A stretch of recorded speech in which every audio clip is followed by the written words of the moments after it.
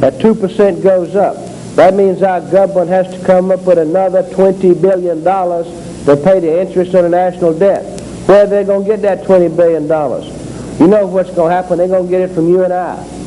We pay another $20 billion in. That means we don't spend a lot of money.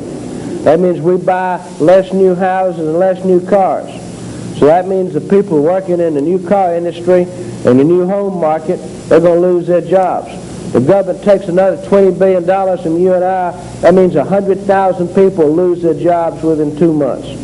So you got 100,000 people not working, not paying any taxes, and yet they're drawing unemployment and food stamps. So the government tried to raise $20 billion by increased taxes. What happens? They're getting less money, and they got to spend more money. You know, these stupid politicians, all they'll do anything but do what's right and think they'll slap another $20 billion tax increase on us. That other $20 billion tax increase will throw 200,000 people out of work. That means you've got more people drawing unemployment and food stamps, less people paying in the tax, so the government's got less money. What do? Will they start doing the right thing and leave us alone? No. They'll slap another tax increase on us, another one, until finally the economy's busted and everybody's out of work and all the banks and factories are bankrupt.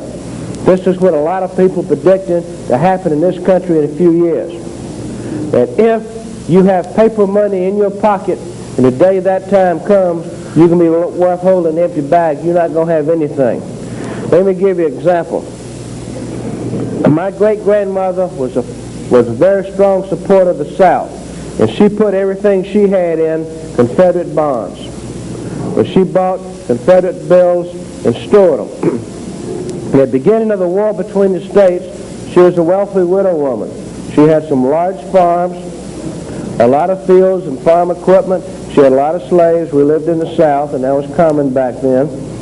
And she also had a lot of cotton in the warehouses, bales of cotton in the warehouses, and she also had a lot of silver and gold and U.S. dollars, which were worth some money, banknotes. But as the war went along, she was a very strong supporter of the South. She sold her cotton, she sold her slaves, she sold her lands, and she converted everything she had into Confederate money.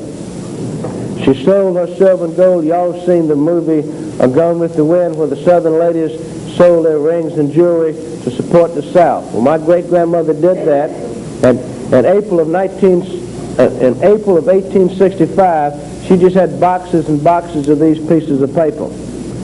In April of 1865, the South collapsed, and what were these pieces of paper worth? Zero, zilch, nada, nothing. This paper money was worth only what the people believed in the government. When people had their life savings in Confederate notes, lost everything they had. They weren't worth anything. And we've seen this over the years to happen into a lot of countries. But let me explain how this happened, and let me explain to you what money is. And then you can see what's going to happen in this country. Money is a medium of exchange. The reason I want money is not because to use it itself, but because I can use it to exchange for something that I really want. Back in the old days, in prehistoric times, people dealt in their economic affairs by barter. They traded something for something. Let's say I've got a bushel of wheat and I want to go pick me up 10 pounds of hamburger meat. So I take my bushel basket of wheat over to the cattle farmer and I pour into his basket a half a bushel of wheat. And I tie my other basket up and I'm okay. He calls this cow over there and cuts off 10 pounds hamburger meat, and I leave and I'm happy. He's got his wheat and he's happy. How about Bessie the cow? Ain't working out too good, is it? Cows are not very dividable. The next thing is, suppose I've got the wheat and I want to sell it, and he wants to buy it, but I want a pair of shoes. I give him the wheat and take Bessie to the cobbler, cuts off a little bit and takes the cow back. Barter has a lot of inefficiencies. Back at the beginning of historic times, when people began developing economies, primitive economies, but still a system of buying and selling to get the products that one wanted, people very quickly came up with a called medium of exchange, money. In other words, I would go to the farmer and trade him my wheat for this medium of exchange, not because I wanted to eat it or wear it on my feet, but I wanted to trade it to the butcher for my hamburger meat or the cobbler for the shoes. And this makes the people more prosperous. It allows for the specialization of skills, division of labor, and much more productivity, much more goods and services for people. At the earliest of times, people developed some system of some product that stood for money. In colonial America, people used tobacco as money. And also, the Indians in this country used little shells tied together, little colored seashells tied together called wampum. And they used that for money. In the South Pacific Islands, in those islands, some of the people in one particular island used great big old stones.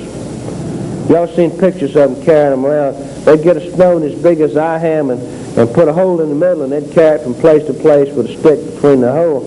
And that's what they used for money. But in the earliest of times, certain items or commodities stood out as the best use of money. And that was silver and gold.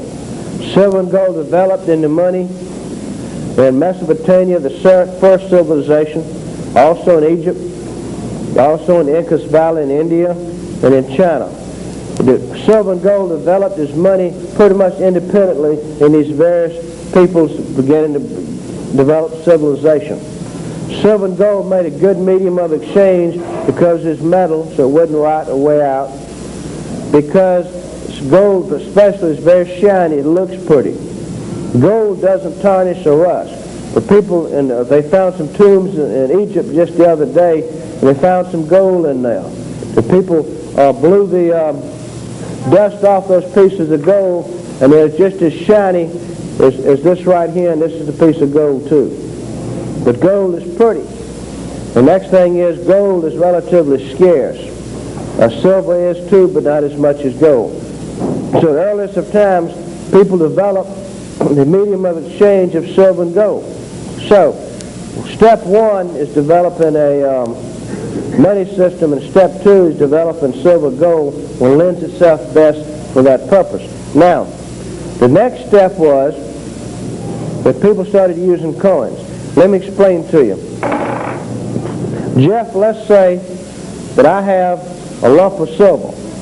So I walk into your shoe store, and I throw this lump of silver on the counter, and I say, Jeff, this is 1 ounce of silver. How about give me a shoe? Before you take that 1 ounce of silver and part with that shoe that you made, you'll have to test it. What you do is you get in your car and drive to Atlanta and go down there to the say office and pay them $25. And they'll say that lump there that I call silver, and tell you what it is, what percentage it is, and how much is there. And you pay them the $25 and you drive back to Greenville, South Carolina. Now that's not a very productive way to conduct a sales transaction, to have every lump of silver tested to make sure it's that and the amount it is. It doesn't pay off. For example, I'm giving you a lump of silver that's worth $9 and you got to pay $25 to have it tested.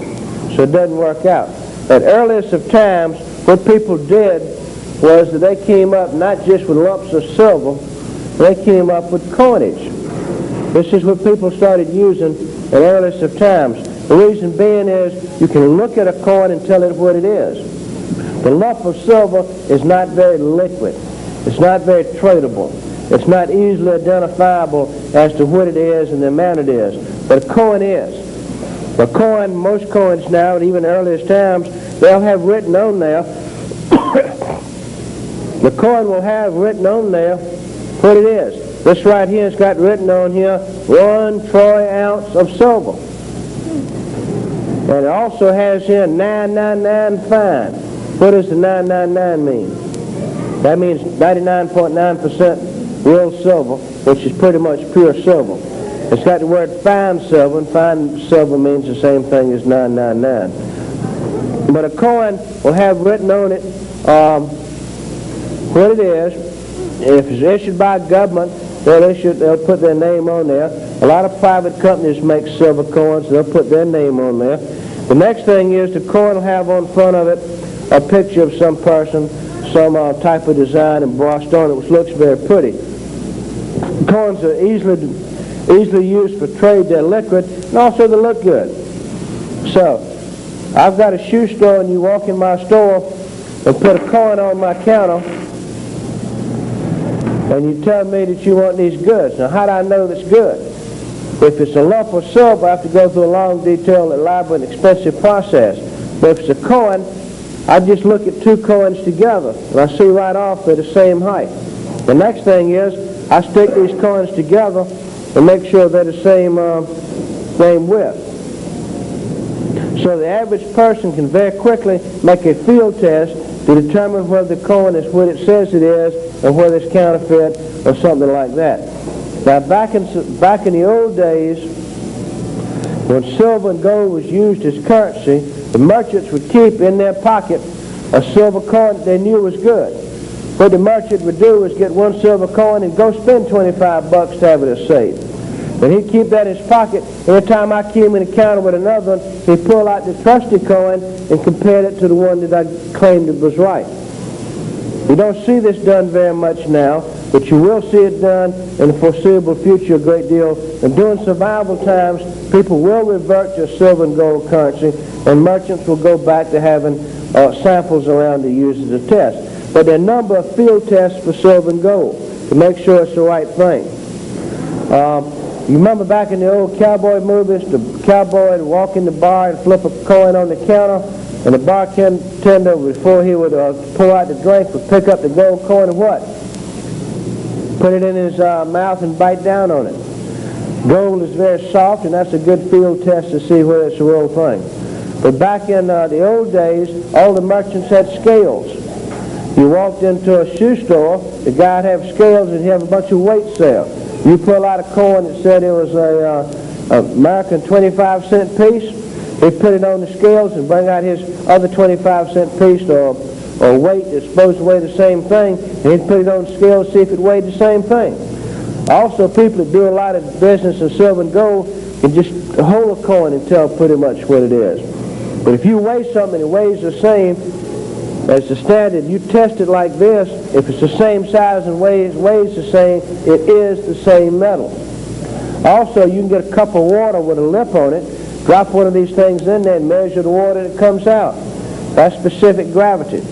Back in the old days, people had a number of testing methods to check out silver and gold coins to make sure that they were what they said they were. You don't see this done very much now because people use for currency paper notes, Federal Reserve notes. But in the future, we expect also people to be doing this again. Insofar as silver coins, you really don't have much of a counterfeiting problem. The reason being is this thing costs $9. The cost of counterfeiting this thing is around $50. So it's not practical to manufacture these things except unless they're what they're supposed to be. Now gold is worth a lot more and you could have a trouble there. But in this country, I don't know of any case of anybody ever manufacturing illegal silver coins. It's too expensive a process to do it unless you do it right in the first place. All right. So when we're talking about steps in the money chain, people start using silver and gold as currencies and medium of exchange, then they start coming up with coins. So I'm a farmer, and I've got me a bunch of coins. That means I got to carry them around all day.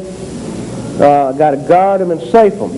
At the earliest of times, the people that had silver and gold coins would go to the silversmith or the goldsmith and say, how about keep these for me? If I had 100 silver coins so to carry them around, I'd go to the silversmith and say, how about keep these for me? And I'd let him worry about the storage and insurance and guarding them. And this was done. So I give these to the silversmith, and how do I know I'd get my coins back? At the time I give him my coins, he'll give me a receipt, called a warehouse receipt. A piece of paper saying I gave him 100 coins. And then any time I need some coins to spend, I'd go back to him, because he gave me a note redeemable in silver, generally redeemable on demand, or payable on demand. But I'd give him the piece of paper, and he'd give me my coins back. Now this is the way people started conducting business. It's a natural. Paper is easy to carry around in these things. It works out good. So I go out to the farmer